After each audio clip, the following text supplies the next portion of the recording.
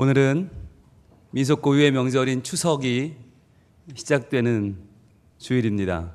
그래서 오늘은 온가족 예배로 함께 드립니다. 온가족 예배는 어린이부, 유치부, 청소년부가 다 함께 어른들과 예배를 드리는 날이에요. 그래서 아마 이따 11시 예배가 되면 교회 학교 아이들이 이 자리를 꽉 채울 거예요. 그래서 오늘은 아빠와 엄마, 할머니와 할아버지, 손자와 손녀가 함께 예배하는 날이에요. 이런 날은 마음을 여러분 활짝 열어주셔야 돼요. 그래서 지금까지는 어떤 요만큼의 범위로 예배를 드렸다면 이제는 쫙 그 범위를 벌려서 내가 때로는 아이가 되고, 아이가 때로는 어른들의 마음도 이해하고, 할머니 할아버지는 어떤 마음일까, 우리 아이들은 어떤 마음으로 살아갈까 생각하면서 같이 그 아이들과 함께 예배하는 날입니다. 오늘 이 귀한 예배가 하나님의 은혜 가운데 오늘 우리의 정성 어린 마음으로 잘 드려줄 수 있기를 바랍니다. 오늘 제목 한번 보여주세요. 같이 제목 읽어봅니다. 시작. 내가 여호와의 집에 8번째 말씀이에요. 오늘의 본문 우리가 너무 잘 아는 본문이죠. 같이 한번 읽어볼게요. 시작. 내 평생의 선하심과 인자하심이 반드시 나를 따르리니 내가 여호와의 집에 영원히 살리로다. 아멘. 이 말씀을 우리가 많이 들었어요. 이미 7번을 들었습니다. 오늘은요, 이 말씀의 더 깊은 뜻이 무엇인가, 그리고 우리 온 가족들에게 주시는 이 말씀의 의미는 무엇인가 다시 한번 발견해 보기를 원합니다. 한 가정 이야기로 시작합니다. 추석 준비가 분주한 어느 날 엄마가 음식 준비를 하고 계셨어요. 그런데 둘째가 막 울어요. 애기도 챙겨야 되고 음식도 해야 되고 막 바쁜데 보니까 우유가 없어요. 그래서 이슬아 너 가서 우유 좀 사올래? 엄마 제가 혼자요. 그래 너 엄마랑 많이 가봤잖아. 이제 한번 가보자. 한 번도 안 가봤는데 네 알았어요. 엄마에게 돈을 받아서 이슬이가 이제 처음으로 가게를 갑니다. 매번 엄마랑 갔던 길인데 왜 이렇게 길이 낯선지 이 아이는 계속해서 마음속으로 다짐을 합니다. 차조심. 거스름돈은 꼭 챙겨야지. 이슬이 처음 심부름 가는 날이에요. 가는데 속으로는 노래를 부르면서 룰루라 가고 있었는데 자전거 한 대가 쌩 하고 지나가요. 벽에 바로 몸을 붙였는데 가슴은 쓸어내렸어요. 그리고 나선 까먹어버렸어요. 뭐였지? 분명히 두 가지를 챙겼는데 차조심도 잊어버렸고 거스름돈 챙기는 것도 잃어버렸어요. 자, 가다가 영수를 만났습니다. 영수가 말합니다. 이슬아 너 어디가? 길을 잃어버린 거야? 아니 나 심부름 가는 길이야. 진짜? 야 네가 심부름을 간다고? 우리 엄마가 우유 좀 사오래. 이야 니네 엄마 대단하다. 어떻게 널 믿고 우유를 사오라고 하냐. 야 너 굉장한데? 야 너 갈 수 있겠어? 그래 한번 해볼게. 이제 이 길만 올라가면 돼요. 엄마랑 여러 번 올라갔던 길이에요. 그래서 자 준비 땅 하고 달렸는데 꽈당 출발하자마자 엎어져 버렸어요. 그리고는 동전이 똑똑똑똑똑똑 떼고 굴러갑니다. 순간 아찔해졌어요. 과연 이 심부름을 할 수 있을까? 겨우겨우 챙겨 일어났는데 무릎에는 피가 나고 보니까 팔꿈치도 까졌어요. 역시 인생이란 너무 힘들어요. 너무 고단해요. 게다가 동전 어디 갔지 한참 찾는데 하나가 안 보여요. 겨우겨우 하나를 다 챙겨서 이제 다시 오르막길을 올라갑니다. 자, 그래서 드디어 가게에 도착을 했어요. 가게는 또 왜 이렇게 커 보입니까? 엄마랑 올 때는 맨날 단골 가게 조그만 가게였는데 나 혼자 오니까 너무 커 보이는 거예요. 이슬이가 아줌마 부릅니다. 아줌마 우유 주세요. 그런데 아무도 대답이 없어요. 아무도 안 나와요. 우유 주세요. 자, 그런데 그 뒤에 차가 쌩 지나가면서 그 소리를 다 먹어버렸어요. 아무도 안 나와요. 아무 소리도 못 들으셨나 봐요. 이슬이는 답답해졌어요. 우유를 사가야 되는데 어떡하지 하는 순간에 갑자기 뒤에서 불쑥 악령을 쓴 아저씨가 나타납니다. 아줌마 여기 담배 주세요. 그리고는 네 담배 여기 있어요. 담배를 받아들고 아저씨가 사라지셨어요. 오랜만에 용기를 냈는데 소리가 또 묻혔어요. 이슬이는 다시 한번 용기를 냅니다. 우유 하는데 불쑥 아줌마가 툭 밀고 들어오시더니 아줌마 빵 있죠? 아이고 요즘은 빵이 너무너무 이 집 빵이 맛있어요. 빵 좀 줘요. 그러더니 한참 빵을 사시고는 수다를 떨고는 한참 있다 가버리셨어요. 이슬이는 또 한 번 기가 죽었어요. 어떡하지? 우유를 살 수 있을까? 어떡하지? 한참을 고민하다가 집에 계신 엄마 얼굴이 떠올랐어요. 요리하랴, 동생을 돌보랴, 정신없는 엄마, 도움을 대드려야 되는데, 심부름을 해야 되는데 어떡하지 하다가 결국 용기를 내서 소리를 냈습니다. 아줌마, 우유요. 어떻게 이렇게 큰 소리가 나는지 모르겠어요. 태어나 제일 큰 소리를 냈어요. 그때 아줌마가 뛰어나오셨어요. 어머, 우리 꼬마 손님 오셨네. 미안해. 얼마나 서 있었던 거야? 아이고, 미안. 아줌마가 너 오늘 깜빡 몰랐네. 우유 여기 있다. 라고 우유를 주셨어요. 이슬이는 순간 말할 수 없는 복합적인 느낌이 들었어요. 기쁘기도 하고 보람차기도 하고 드디어 심부름을 해냈다는 생각에 눈물이 또르르르 흘러내기 시작했어요. 자, 그리고는 이슬이는 집으로 뛰기 시작합니다. 엄마에게 우유를 갖다 드려야 돼. 그런데 갑자기 주인 아줌마가 부르는 거예요. 어머, 여기 가면 안 돼. 일로 와봐. 무슨 일일까요? 거스름돈 가져가야지, 거스름돈. 그래, 얘야. 아이고, 어린아이가 심부름도 잘하네. 엄마한테 이 거스름돈 꼭 갖다 드려요. 네, 알겠습니다. 감사합니다. 그리고는 돌아오는 길에 멀리서 보니까 엄마가 동생과 함께 손을 흔들고 계세요. 이슬이의 첫 번째 심부름을 잘 마친 것을 축하해 주시는 엄마의 미소였어요. 여러분, 이 이야기를 5살짜리의 입장에서 한번 들어보세요. 과연 이 아이는 오늘 얼마나 파란만장했을까요? 얼마나 이 아이는 오늘 생애 첫 모험을 오늘 한 날이었을까요? 그런데 이 심부름이라고 하는 말은 이 아이에게만 해당되는 말이 아닙니다.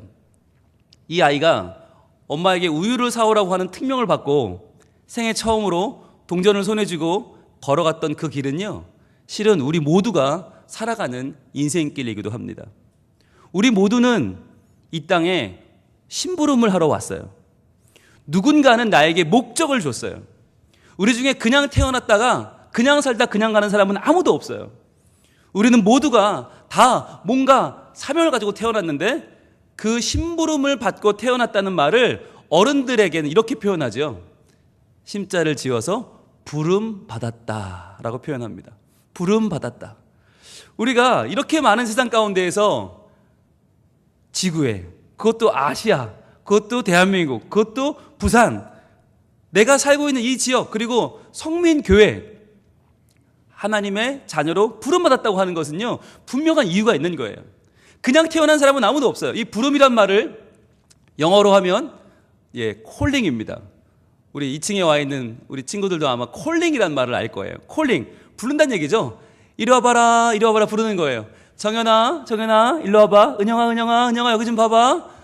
분홍 목사님 봐봐. 자, 이렇게 부르는 거예요.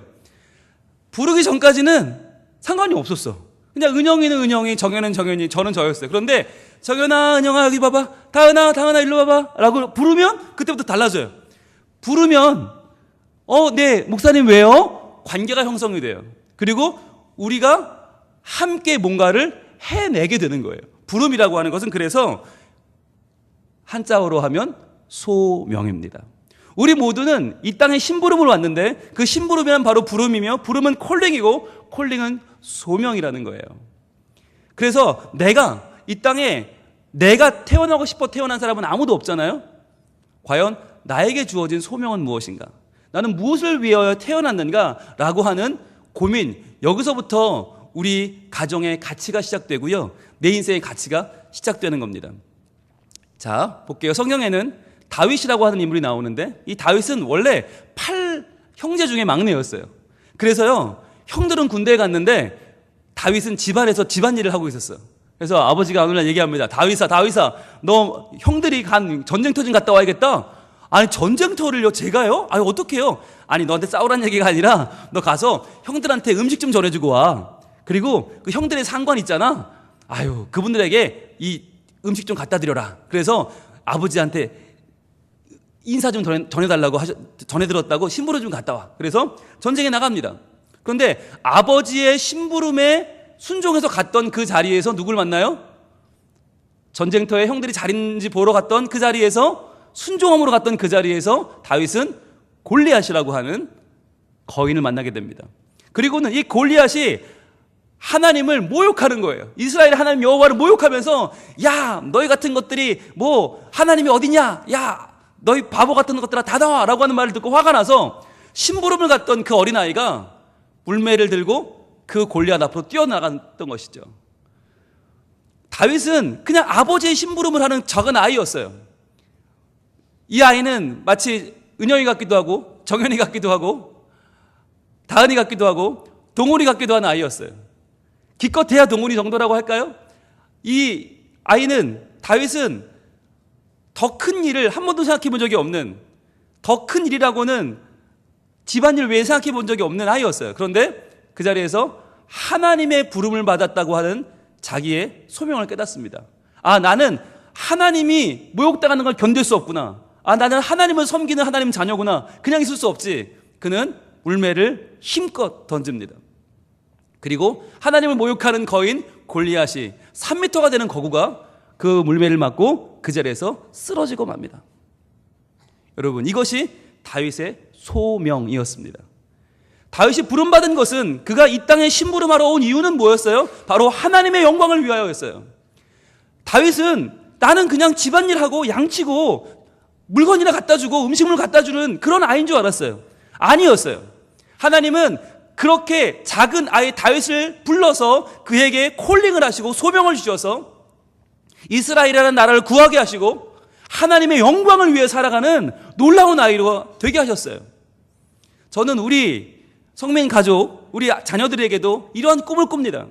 지금은 아이들이 영어 점수, 수학 점수 몇 점 못 받아오고, 지금은 수행평가 몇 점 그거 까먹어서 숙제 안 해가서 학교에서 전화 오고 그것 때문에 속이 썩고 누구를 싸웠네, 때렸네, 그런 것 때문에 마음이 속이 상해서 저게 과연 사람이 될까? 맨날 먹을 거라 밝히는, 맨날 아침마다 5분만 더 잘게요, 엄마 5분만 하는 저 아이가 사람이 될까? 아니요. 그 아이는요, 하나님의 부름을 받은 아이고요, 하나님의 콜링을 받은 아이고요, 하나님의 소명을 받은 아이입니다.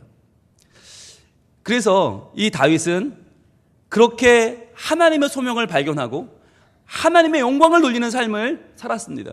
그래서 결국 그는 골리앗을 무너뜨리고 사울이라고 하는 하나님을 거역하는 왕을 대신해서 이스라엘의 왕이 되죠. 평생토록 하나님의 은혜를 체험하는 사람이 되었습니다. 그래서 그 다윗이 오늘 그의 말년에 이렇게 고백하는 것이에요. 같이 한번 읽어볼까요? 시작. 내 평생의 선하심과 인자하심이 반드시 나를 따르리니 내가 여호와의 집에 영원히 살리로다. 아멘. 어디예요? 시편 23편 6절 말씀. 그래요. 내 평생에, 즉 내가 다 큰 어른이 되어서 왕이 되어서, 그때가 아니라 어렸을 때부터, 내가 태어날 때부터 8형제의 막내로 무시받고 존귀하지 않은 줄 알고, 내가 아무것도 아닌 줄 알고 태어났던, 양을 치며 심부름하던 그때부터 내 모든 평생 순간순간마다 하나님은 선하심으로, 완전하심으로, 그리고 인자하심으로, 사랑으로 나를 붙잡아 주셨다는 거예요. 내가 평생 그 선하심과 인자하심을 경험했기 때문에 나는 반드시 나를 따라오는 하나님의 그 좋은 성품을 버릴 수 없어서 내가 부름받은 그 자리에서, 바로 여호와의 집에서 여호와를 찬양하며 여호와께 영광을 돌리며 내 평생토록 내 소명을 다하며 영원히 살겠노라고 다윗은 고백했던 것입니다.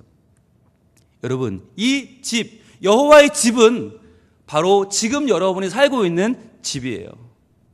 많은 청소년들이 집을 떠나기를 원합니다. 엄마 아빠의 간섭받기를 싫어합니다. 형제들끼리 치고받고 사는 걸 싫어합니다. 나는 떠날 거야. 그래요, 떠나야죠. 그러나 여러분의 집을 떠난다고 해서 여러분은 집을 떠난 것이 아닙니다. 여러분은 여전히 그 집 안에서 엄마 아빠의 사랑과 기도 가운데 자라게 되고, 여러분의 형제들 가운데 서로 챙겨주는 마음 가운데 여전히 있게 됩니다. 유학을 가도, 군대를 가도, 시집을 가도, 장가를 가도 우리는 여호와의 집이라고 하는 이 은혜의 품 안에서 살아가게 되는 것입니다. 그래서 우리는 오늘 다시 한번 결단하기를 원해요. 내가 여호와의 집에서, 내가 하나님의 영광을 위하여 내게 맡겨진 소명을 감당하며 심부름하는 마음으로 하나님의 영광을 돌리는 거룩한 사람으로 살겠노라는 다짐을 오늘 우리가 함께 할 수 있기를 원합니다. 이 다윗이 가졌던 확신, 이 확신은 나는 하나님께 부름받은 사람이고 나는 소명이 있다, 나는 하나님의 심부름하는 사람이다라는 확신은 곧 그에게 하나님과 동행하는 은혜를 주었고, 동행했던 그는 기쁨을 얻었고, 기뻤던 그는 헌신하게 되었어요. 그래서 저는 오늘 이 자리에 함께한 우리 모든 성민 가족들이, 특별히 다음 세대들이 하나님에 대한 확신을 얻기를 원합니다. 내가 왜 태어났는가? 하나님 날 보내셨다. 나는 어떤 사람인가? 하나님의 자녀다. 나는 하나님께 영광을 돌리는 주의 복된 자녀다. 이 확신을 얻어서 주님과 동행하게 되고, 그 가정에 기쁨이 넘치고, 그 주님을 위해서 헌신하게 되는 놀라운 일이 벌어지길 원합니다. 자, 그런데 문제는 뭐예요? 문제는 오늘날 우리가 이 확신이 사라지고 있다는 거예요. 하나님이 어딨냐? 야, 오늘 하루 먹고 사는 거지. 야, 말씀이 어딨냐? 서로 경쟁하는 거지. 치고받는 거지. 남을 눌러야 네가 이기지 라고 말하는 이 시대의 정신이 하나님을 거역하고 있어요. 그래서 우리 아이들의 마음속에 확신이 사라졌습니다. 불신이 자리하고 있어요. 불신. 하나님도 없고 말씀도 없고 믿음도 없고 엄마 아빠가 믿는 하나님은 엉터리라고 하는 불신이 자리하고 있어요. 그러다 보니까 아이들 마음속엔 단절이 일어납니다. 하나님과의 단절, 부모님과의 단절, 가정에서의 단절. 그러다 보니까 고독해져요. 외로워져요. 고독하니까 실패하게 됩니다. 그러니까 또 불신하게 되고요. 거봐, 하나님 없잖아. 거봐, 하나님은 없어. 교회도 교회 엉터리, 말씀 엉터리. 불신과 단절과 고독과 실패가 계속 돌아가는 악순환을 갖게 됩니다. 왜 그럴까요? 왜 그럴까요? 믿고 싶지 않아서가 아니에요. 여러분들 자녀가 하나님이 어디 있어요? 라고 말하는 이유는 어딨냐면 살기가 너무 힘들어서 그래요. 너무 힘들고 너무 어렵고 너무 벅차요. 그러다 보니까 명절이 싫어요. 왜냐하면 명절이 되면 어쩌다 한 번 만나는 어른들이, 1년에 한 번, 2번 만난 어른들이 툭툭 찔러요. 너무 싫은 거예요. 그래가지고 아이들이 요즘 어딜 가는지 아세요? 명절에 커피숍을 갑니다. 커피숍 가서 하루 종일 거기 가서 스마트폰하고 노트북 하다 오는 거예요. 왜? 자리를 피하는 거예요. 왜 그럴까요? 네, 잔소리 듣기 싫어서. 그래서 지금 이런 게 나왔답니다. 여러분 보셨어요? 추석 잔소리 메뉴판이라고. 모든 잔소리는 유료입니다. 예, 모든 잔소리 하실 때 미리 돈 내고 하셔야 되고요. 이거 선입금 하셔야 되고요. 카드는 안 됩니다. 자, 여러분, 그러니까 만약에 이번 추석 때 무슨 말을 해야 될지 몰라서 이런 말을 하려고 했던 분이 계시다면 여러분 돈부터 준비하셔야 됩니다. 자, 하지 말라는 얘기죠. 볼까요? 어떤 메뉴가 있는지. 첫 번째, 너 반에서 몇 등 하니? 예, 이렇게 말하실 분들은 5만 원 준비해야 됩니다. 예, 만약 내 앞에 조카가 3명 있다. 그럼 15,000원 되는 거예요. 두당 5,000원씩. 5만 원씩. 어마어마한 돈이네요. 여러분 돈 많이 버셔야겠어요? 자, 그 다음에 대학은 어디 갈 거니? 이런 말은 10만 원짜리입니다. 예, 조금 세지죠. 10만 원. 그러니까 여러분들 돈을 많이 벌든지 이런 말씀 하시면 안 됩니다. 세 번째는요. 취업은 언제 할 거니? 자, 이거 세죠. 15만 원짜리입니다. 예, 함부로 이거 말씀하시면 안 되고요. 그 회사 비전은 있는 거 맞아? 이렇게 물어보시려면 30만 원짜리입니다. 예, 기껏 취업해서 간다는데 말이야. 거기 그런 데 가가지고 무슨 뭐가 되겠어? 이런 말씀은 절대 하시면 안 되고요. 그리고요, 너 남자친구는 있어? 여자친구는 있는 거야? 너 같은 애가 있을까? 막 이렇게 물어보시면 50만 원짜리입니다. 예, 자존심이 이제 좀 상황이 시작하기 때문에 가격이 올라가죠. 거기다가 결혼 얘기 나오면 이게 좀 무거워집니다. 결혼 언제 할 거야? 이렇게 나오면 여기 꼭 그냥 해야죠. 대체 언제 할 거야? 이렇게 나오죠. 도무지 언제 할 거야? 70만 원짜리입니다. 70만 원. 예, 그리고 그 다음 좀 셉니다. 나 살 좀 빼야겠다. 너 저번보다 쪘지? 확실히 쪘을 거야. 한번 재보자. 이런 분들이 있어요. 이게 친밀함의 표시라고 하시는데 당하는 사람은 정말 뛰쳐나오고 싶죠. 100만 원짜리입니다. 자, 100만 원 수표 준비하셔야 됩니다. 예, 수표 준비해 놓고 이제 손을 내미는 분들이 생겼는데요, 지금. 네. 그리고 여기다가 이제 추가로 하나 이름 틀리게 부를 때 이름 틀리게 부르는 분들 꼭 있어요. 꼭 민지한테 민서라고 그러고 민서한테 민재라고 그러고 250만 원짜리입니다. 그러니까 여러분들 거의 이렇게 추석 잔소리 메뉴판 채우시려면 거의 월급 다 부어줘야 될 것 같고, 예, 이게 무슨 말일까요? 그만큼 힘들다는 거예요. 나도 힘들어요. 나도 반에서 45등 하고 싶어 하나? 반에 50등 하고 싶은 애가 어디 있겠어요? 근데 왜 너 그거밖에 안 되니? 너 아직도 50등대에 있으면 어떡하니? 이제 40등대로 들어와야지. 그러면서 애들 스트레스 준단 말이죠. 너무 힘든 거예요. 취업도 그렇죠. 교제도 그렇죠. 이제는 결혼도 다 포기할 수밖에 없는 그런 어려움 가운데 있는데 어른은 너무 쉽게 얘기한다는 거예요. 그래서 불신할 수밖에 없는 아이들, 어려운 아이들의 상황을 알아주자는 거예요. 자, 그렇다면 그럼 이렇게 불신은, 어려움은 그러면 하나님에 대한 소명을 잃어버릴 수밖에 없는 것인가? 여기에 우리의 질문이 있어요. 여기 한 사람이 있습니다. 길에 나와 춤을 추고 있는 사람, 노래를 하고 있는 사람은 누구일까요? 여러분, 이 사람은요, 우리가 잘 알고 있는 사람이에요. 이름은 하박국입니다. 하박국. 직업은 선지자입니다. 이름 뜻은 껴안은 자, 매달린 자란 뜻입니다. 하나님을 껴안은 자, 하나님께 매달린 자. 그는 레위 지파 제사장 또는 성가대원으로 알려져 있습니다. 그런데 그가 이렇게 춤을 추는 시대는 어떤 시대예요? 바로 이스라엘이 바벨론이라고 하는 강대국에 의해서 망하기 직전입니다. 나라가 망해가는데 어떻게 이 사람이 이렇게 춤을 출 수 있을까요? 어떻게 이렇게 감사할 수 있을까요? 어떻게 노래할 수 있을까요? 하박국은 이렇게 노래합니다. 비록 무화과 나무가 무성하지 못하며 포도나무에 열매가 없으며 감람나무에 소출이 없으며 밭에 먹을 것이 없으며 우리의 양이 없으며 외양간에 소가 없을지라도. 여러분, 이 말은요, 이건 지금 다 없다는 거예요. 그냥 전부 다 없다. 예, 내 통장에 잔고가 없으며 마이너스 된 지가 오래됐으며 부모님도 더 이상 용돈을 끊었으며 이제 있는 카드라고는 교통카드밖에 없으며 이제 나는 밥 한 끼 제대로 도시락도 하나 사 먹을 돈이 없으며 전화해서 불러내서 밥 좀 사달라고 할 선배도 없으며 불러서 같이 노래방 갈 친구도 없으며 아무도 없다는 거예요. 없고 이렇게 아무것도 없는데 이 사람은 어떻게 춤을 춥니까? 같이 읽어볼까요? 시작. 나는 여호와로 말미암아 즐거워하며 나의 구원의 하나님으로 말미암아 기뻐하리로다. 아멘. 이렇게 나라는 망해가고 있어요. 이스라엘의 모든 것이 사라져서 이제는 아무리 눈을 씻고 찾아도 나를 기쁘게 할 것이 아무것도 없는 이때에, 먹고 살 것도 없고 희망도 없고 소망도 없는 이때에 하박국은 선포합니다. 그러나 여러분이요, 나는 여호와로 말미암아 즐거워합니다. 나의 구원의 하나님으로 말미암아 기뻐합니다. 우리 함께 기뻐합시다. 아무것도 없어도, 우리 눈에 보이는 것은 없지만 보이지 않는 하나님이 계시지 않습니까? 그 하나님이 우리의 소망입니다.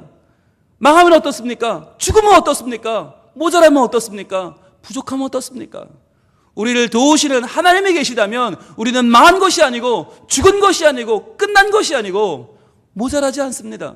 연약하지 않습니다. 하나님만으로 충분하지 않습니까? 다시 일어납시다 라고 말하는 것이에요.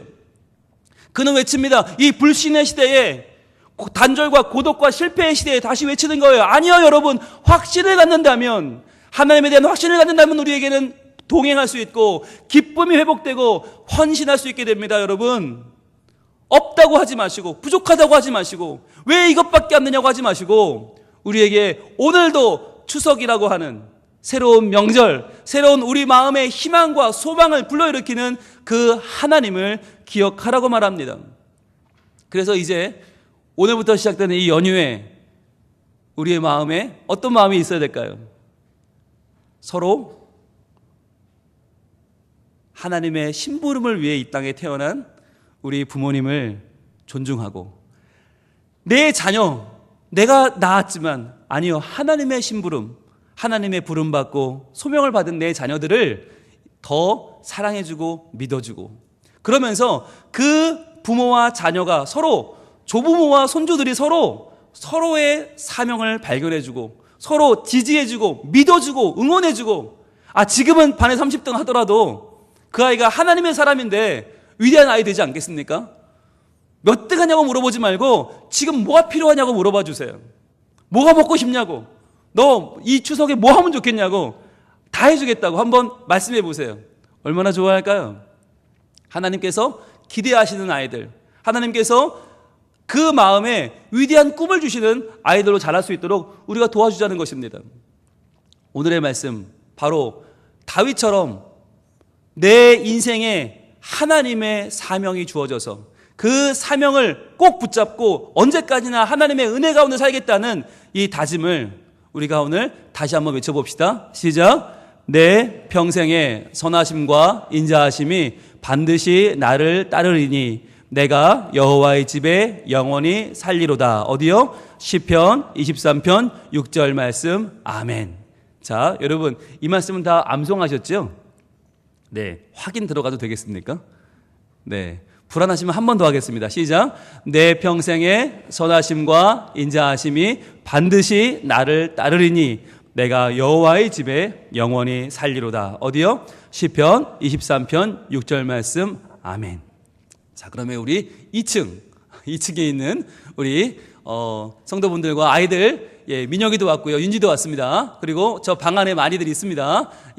오늘 체어도 예쁘게 입었고요. 아이들이 오늘 많이 왔네요. 좋습니다. 자, 2층 갑니다. 시작. 내 평생의 선하심과 인자하심이 반드시 나를 따르리니 내가 여호와의 집에 영원히 살리로다. 어디요?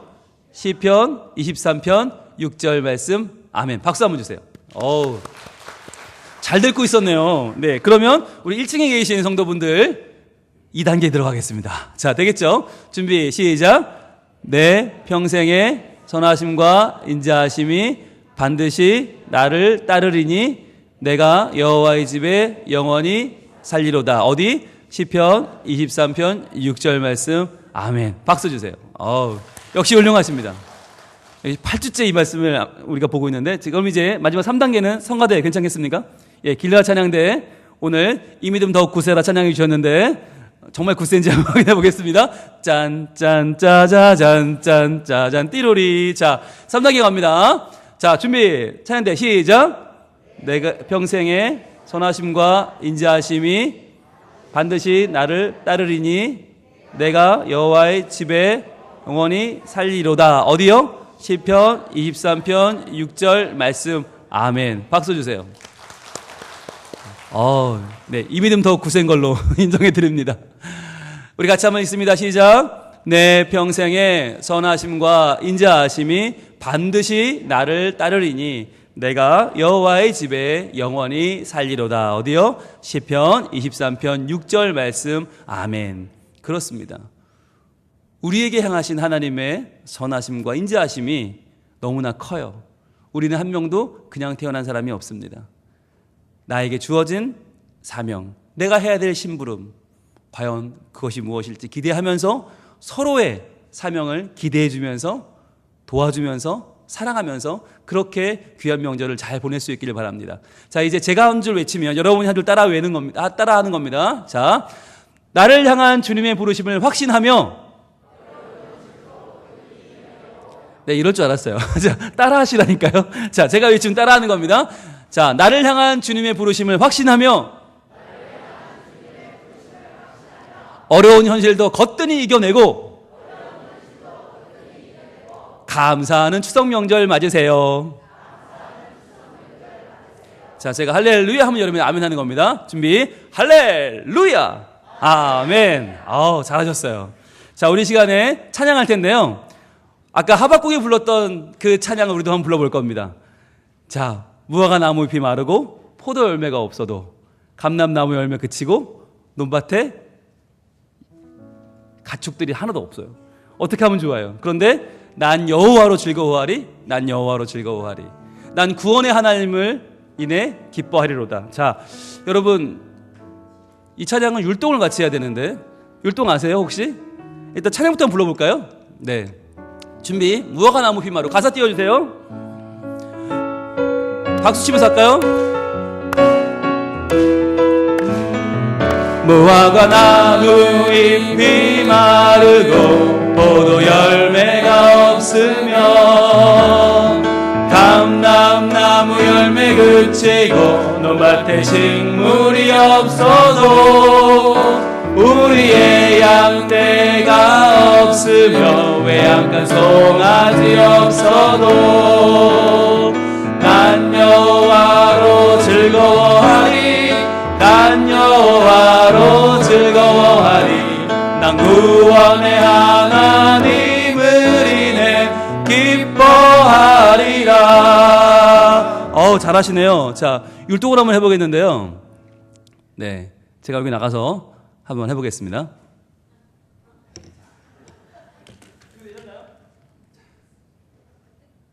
준비되셨죠? 자, 손허리 하시고, 손허리. 자, 하겠습니다. 주시죠.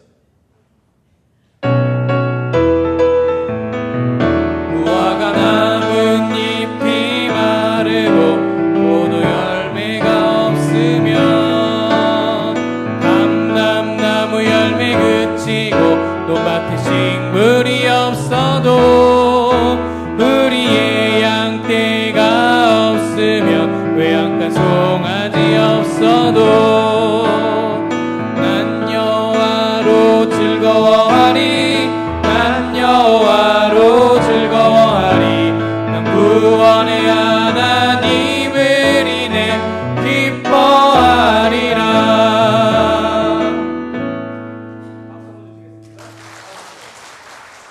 자, 잘하셨는데 율동이 반복이 돼요, 그죠? 네, 무릎 한번 치고 손뼉 치고, 그 다음에 이렇게 앞으로 한번 지나갑니다. 왼손 지나가고요, 위아래로 같이 지나갑니다. 그리고 옆으로 튕겨주세요. 예, 옆구리살이 빠져요. 튕겨주시고 옆으로, 자, 예, 이렇게 요게 반복인데 중간에 한 번만 달라요. 중간에 어디가 다르죠? 예, 양떼만 달라요, 그죠? 그래서 우리의 양떼, 무릎 치고 손목 치고 똑같고요. 양떼, 양은 짧은 뿌리고요. 그 다음에 송아지는 길어요. 예, 외양간 송아지 없어도 손을 흔들어 주세요. 없어도. 그 다음에 똑같아요. 난 여호와로 즐거워하리. 난 여호와로 즐거워하리. 가보겠습니다. 무화과 나뭇잎이 마르고 포도 열매가 없으면 감람나무 열매 그치고 논밭에 식물이 없어도 우리의 양떼가 없으면 외양간 송아지 없어도 난 여호와로 즐거워하리. 난 여호와로 즐거워하리. 난 구원의 하나님을 인해 기뻐하리라. 박수하겠습니다. 여러분, 이 찬양을 고백했는데 진심이세요? 아멘. 네, 여러분 그렇게 올 추석 기쁘게 보내시고 감사하며 보내시고, 이번 추석의 찬양이 이 찬양입니다. 우리 비록 없어도 부족해도 하나님을 인하여 감사하고 찬양하며 행복한 명절을 잘 보내실 수 있기를 축복합니다. 기도하겠습니다. 하나님, 저희들은 이 땅에 심부름하러 왔는데 그것을 모른 채 내 바램과 내 욕심만을 따라 살고 있지 않습니까? 하나님, 저희들이 하나님 주신 그 목적, 하나님 주신 그 사명, 그 콜링을 다시 한번 떠올리게 하시고 생각나게 하시고 그것을 내 마음에 품고 살아가는 거룩한 주의 백성이 되게 하여 주시옵소서. 우리 모든 가족들은 다 소명이 있고 다 부름받은 사람들인데 서로 그것을 인정해주고 사랑해주게 하시고 보듬어주게 하시고 지원해주게 하시고 이번 추석에 고운 말, 사랑하는 말, 북돋아주는 말로 서로의 소명을 잘 감당할 수 있도록 도와주는 우리 모든 성민 가족들이 되게 하여 주옵소서. 즐겁고 행복한 우리 명절 보내게 하시고 주님의 은총이 가득한 가정들이 다 되게 하여 주옵소서. 예수님 이름으로 기도합니다. 아멘.